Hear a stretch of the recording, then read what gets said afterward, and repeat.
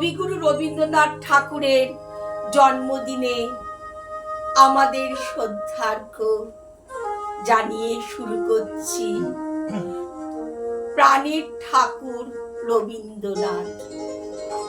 ছোটরে কখনো ছোট নাহি মনে করো, আদর করিতে জানো অনাদৃত জনে।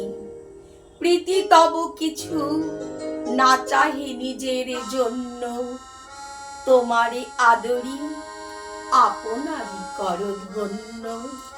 এই তীর্থ দেবতার ধরণীর মন্দির ও প্রাঙ্গণে যে পূজার পুষ্পাঞ্জলি সাজাইনু সযত্নে চয়নে, সায়ান্নের শেষ আয়োজন যে পূর্ণ প্রণাম খানি মোর সারা জীবনে অন্তরের অনির্বাণ পানি জ্বালাই রাখিয়া গেনু আরতির সন্ধ্যা দীপ মুখে।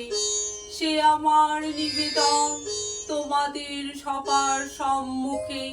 হে মোর অতিথি যত তোমরা এসেছ এ জীবনে, কেহ প্রাতে কেহ রাতে বসন্তে শ্রাবণ বরিশনে।